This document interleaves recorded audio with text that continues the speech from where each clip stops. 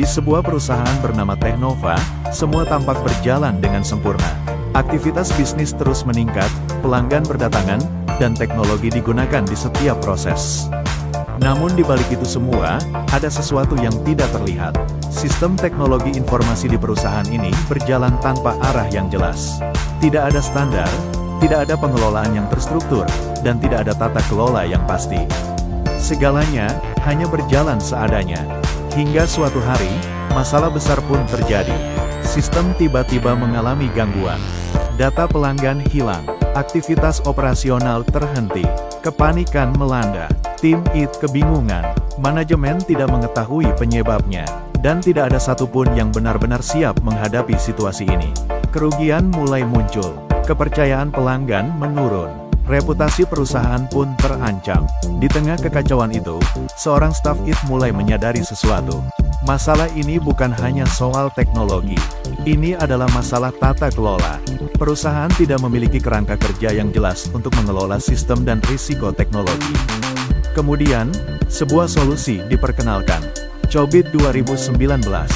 Sebuah kerangka kerja yang membantu perusahaan mengatur, mengelola, dan mengendalikan teknologi informasi secara terstruktur dan efektif. Perlahan, perubahan mulai terjadi. Proses menjadi lebih jelas, tanggung jawab terdefinisi, risiko dapat diantisipasi, dan sistem kembali stabil. Kini, Teknova tidak hanya mengandalkan teknologi, tetapi juga tata kelola yang kuat. Karena mereka telah belajar satu hal penting. Teknologi yang hebat tanpa pengelolaan yang baik, hanya akan membawa pada kekacauan. Namun dengan tata kelola yang tepat, teknologi dapat menjadi kekuatan utama untuk mencapai kesuksesan.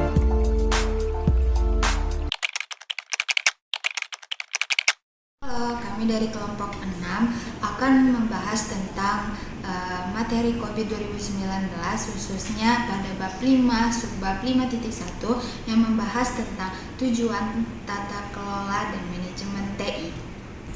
Jadi, COVID 2019 merupakan sebuah framework atau kerangka kerja yang digunakan oleh organisasi untuk mengelola dan mengatur teknologi informasi secara sistematis, terstruktur, dan terarah. Framework ini dikembangkan agar teknologi informasi tidak hanya berfungsi sebagai alat pendukung, tetapi juga sebagai bagian penting dalam mencapai tujuan bisnis organisasi. Dalam era digital saat ini, teknologi informasi memiliki peran yang sangat besar dalam mendukung operasional, meningkatkan efisiensi, serta menciptakan inovasi dalam organisasi. Namun, tanpa pengelolaan yang baik, penggunaan IT justru dapat menimbulkan berbagai risiko, seperti kebocoran data, kegagalan sistem, hingga kerugian finansial. Oleh karena itu, COVID 2019 hadir sebagai solusi untuk membantu organisasi dalam mengelola IT dengan cara yang lebih efektif dan terkontrol. COVID juga membantu organisasi dalam menyeimbangkan antara manfaat yang diperoleh dari IT, resiko yang mungkin terjadi, serta penggunaan sumber daya yang tersedia. Dengan demikian, penggunaan COVID 2019 dapat meningkatkan nilai bisnis, memperbaiki pengambilan keputusan, serta memastikan bahwa semua aktivitas IT selaras dengan tujuan organisasi. Pada chapter 5 subbab 5.1 dijelaskan mengenai tujuan atau objektif dalam COVID 2019. Nah, tujuan ini merupakan dasar utama dalam tata kelola dan manajemen teknologi informasi di dalam organisasi. Nah, secara umum, tujuan ini menjelaskan apa saja yang harus dicapai oleh organisasi agar pengelolaan IT dapat berjalan dengan baik dan memberikan hasil yang optimal. Dalam COVID 2019 terdapat sekitar 40 tujuan yang mencakup berbagai aspek penting dalam pengelolaan IT.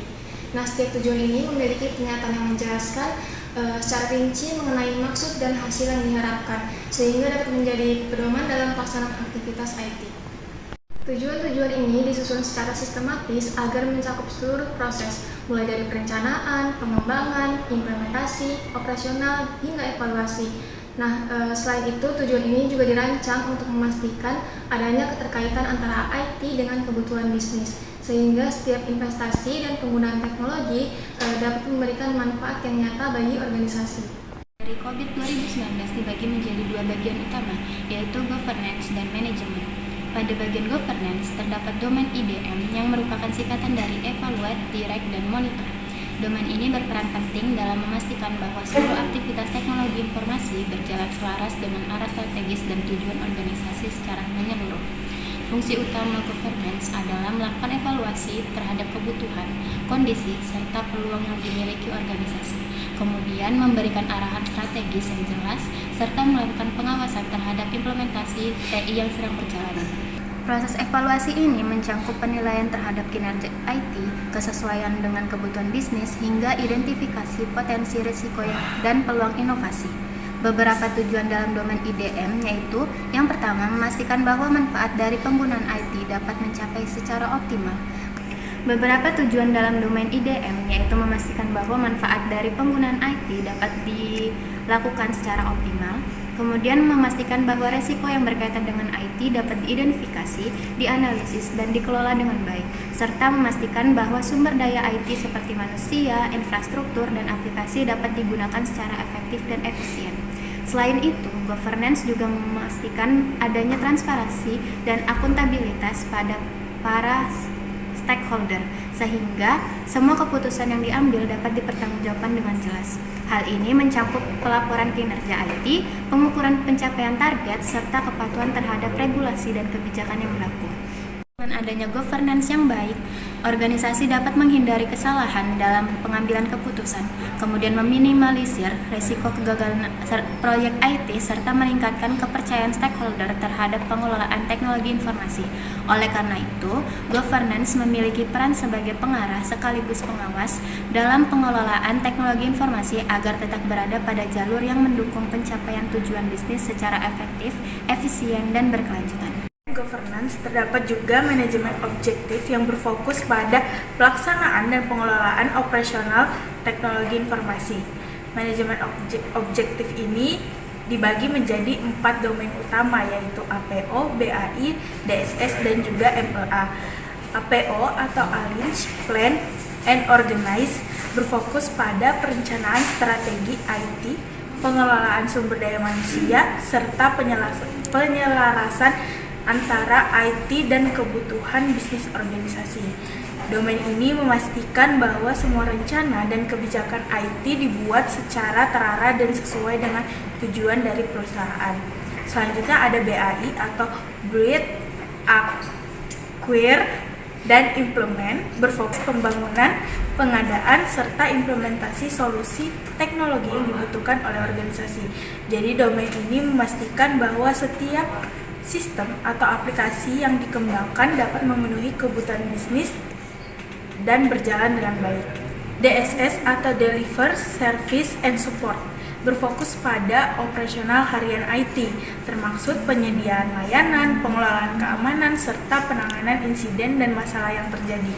Domain ini penting untuk menjaga kelancaran operasional organisasi. Sedangkan untuk MEA sendiri atau Monitor, Evaluate, dan Assess berfokus pada monitoring, evaluasi kinerja, serta kepatuhan terhadap standar dan regulasi yang berlaku.